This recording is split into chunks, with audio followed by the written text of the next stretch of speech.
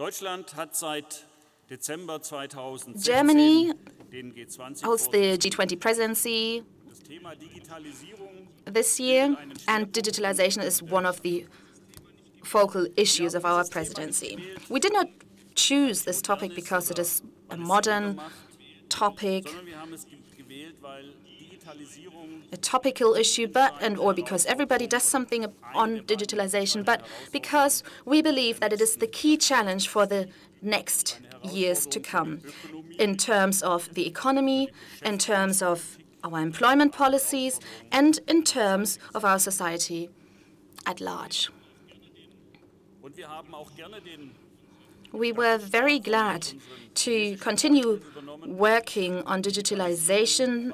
This work was started by our predecessors, the Chinese presidency, which already dealt with that issue. As Ms. Crane said, she talked about the Hangzhou summit. And I also tried to get more information on that summit back then. So I did a private holiday trip to Hangzhou to feel what the climate is there like, what the situation is like in Hangzhou, and I tried to bring this impression back with me here today. This shows that digitalization is indeed a very significant topic. It's not a one-time event, it's a process, and we are just at the beginning of this comprehensive process. There's a huge dynamic to this process. The business community sees this every day, and we, as policymakers, have to make sure that we remain at eye level with the business community. So we have to strike a right balance, and I will be talking about that later. We have to be careful not to rush to take action, not to rush to regulate, because that could sometimes be the wrong thing to do and could sometimes hinder the dynamics of the development. So some figures show us how important digitalization is. It results in an ever greater, in a world that is ever more based on an information society and more interconnected. Facebook has over 1.7 billion users today. That's 300 million people more than the people who live in China. In 2015, Apple had a turnover of about 230 billion US dollars. So this is in the ballpark of the GDP of a medium-sized country, such as Finland, for example. Digitalization will change the world we're living in. But not only that we live in, but also that we are mobile in and in which we produce and manufacture. So digitalization will change industry globally and radically.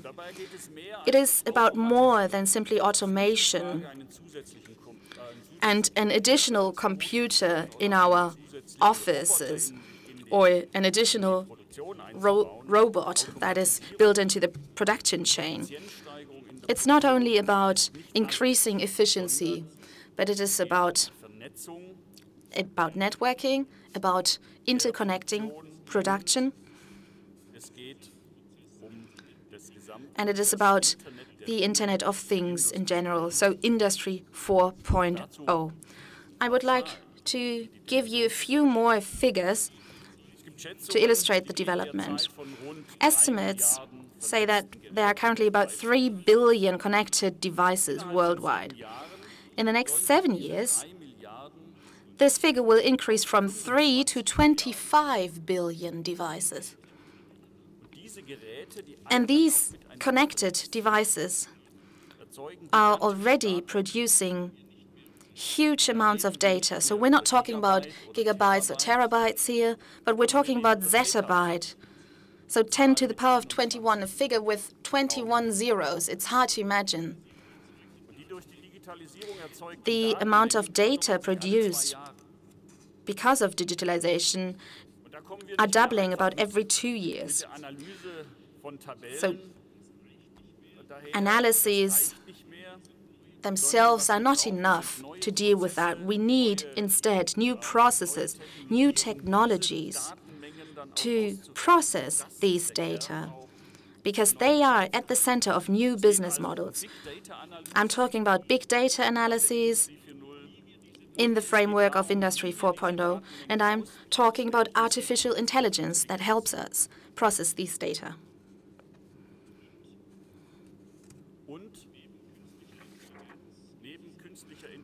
In addition to artificial intelligence, it's also about the development of autonomous systems.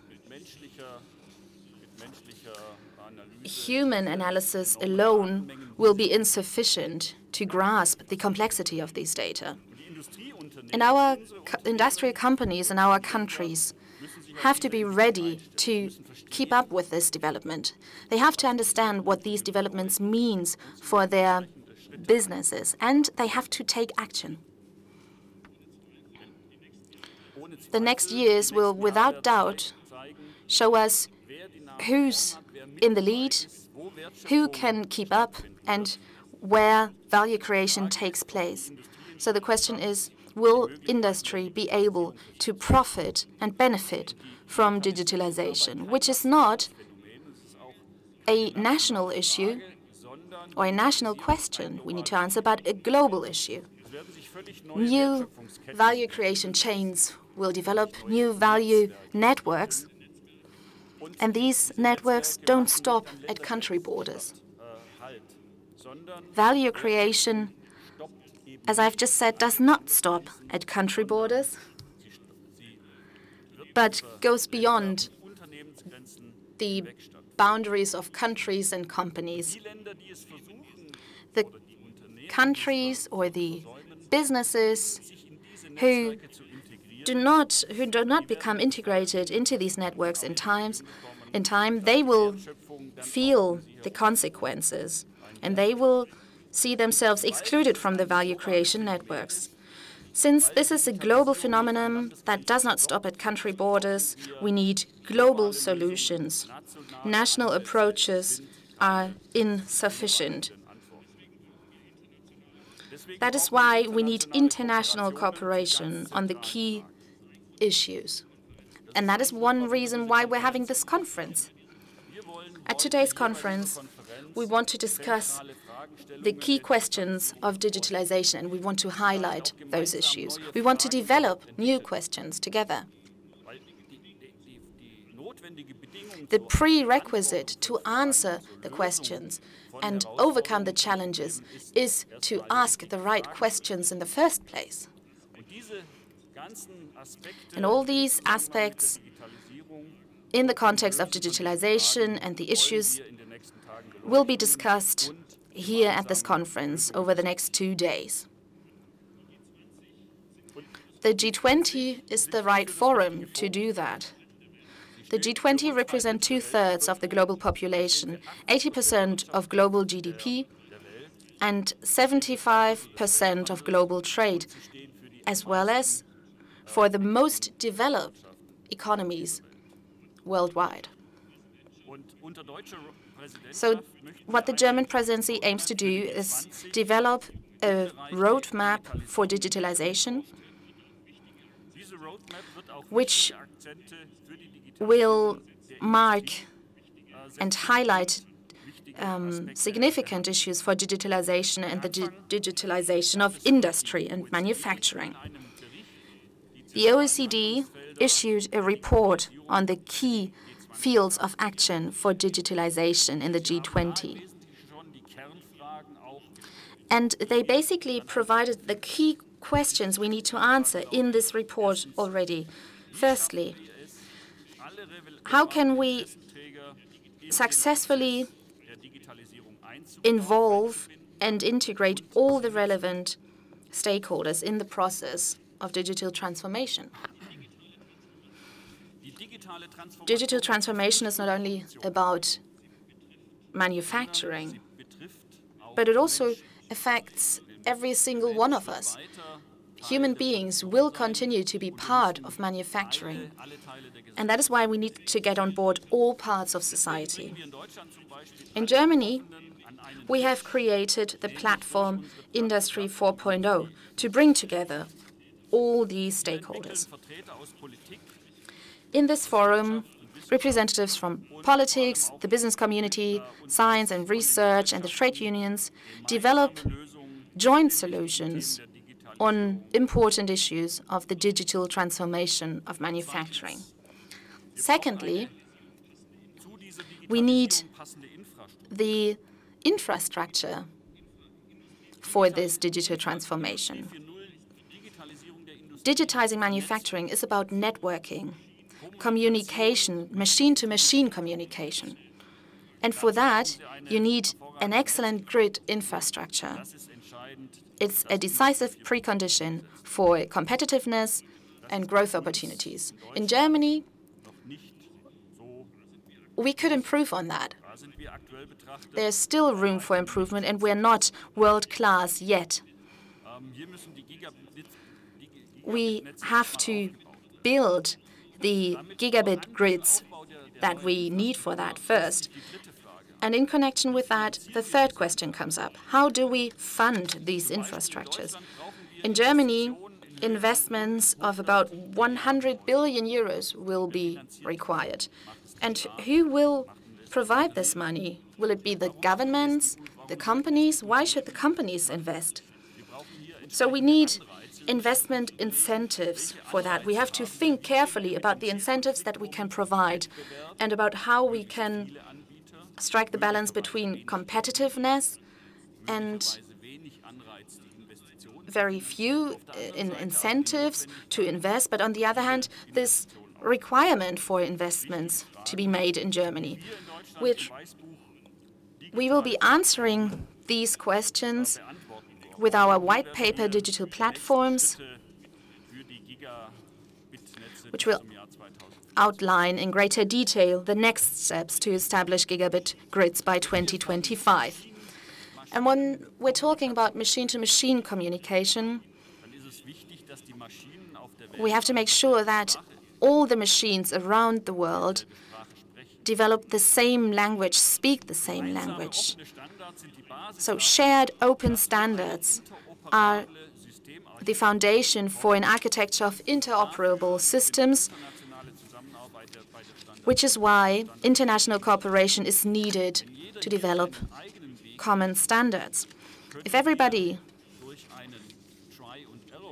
just works on their own, we might all achieve certain standards, but not common standards. So it's important to coordinate our efforts from the very beginning and develop a joint language for our machines. We have a reference architecture model, Industry 4.0. We call it RAMI 4.0. We've developed that as the foundation for the debates in international standardization bodies. So when machines communicate with each other beyond country borders, beyond the borders of companies, a fifth question comes up. How can we assure digital safety and security? The greater the number of networked devices, connected devices and machines, the greater the risk of damage because of malfunction and unauthorized access. Digital security is, however, not only a technological issue, but also a responsibility and a task for society as a whole. Without digital security, there will be no public acceptance for digital technologies. Without public acceptance, digitalization, the digital transformation will not take place. And that is why it is imperative that we consider security issues from the very start. The sixth question. Now we have machines communicating with each other, and now imagine the worker who doesn't understand what these machines are saying. That would also be the end of the digital transformation. So what we need are qualifications for the digital age. Some professions will disappear, new professions will develop, but industry always depends on highly qualified and highly skilled workers. This is a central challenge for all the G20 countries. Our workers and people have to be able to use the new technologies and have to trust these new technologies. So training for the digital transformation is the best means to leverage the potential of highly skilled workers and prepare our people for the challenges of Work 4.0. So at last, we ask ourselves, what kind of rules for competition do we need? How can we ensure fair competition? In Germany, we're talking about the fourth industrial revolution, but our legal framework is still oriented towards a non-digitalized world. So Industry 4.0 is complemented by legal framework 3.0, and this is not okay. We have to take into account the fact that data are also becoming a product that is traded. We need to create a level playing field between analogous, digital, and hybrid business models.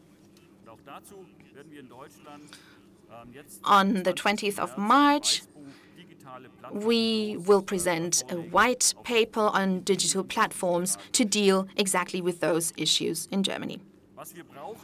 What we need is a strategy for a digital regulatory policy. So you could also say we need a policy of the 5 I's. We need I, innovation, I, investments, I, infrastructures, I, internationalization, and I, the integration of all talent. We need to find specific and practical answers to these 5 I's, not nationally, but at the international level. We are all facing the same challenges. And we can meet these challenges if we join hands and work together. There are times of competition and there are times of cooperation.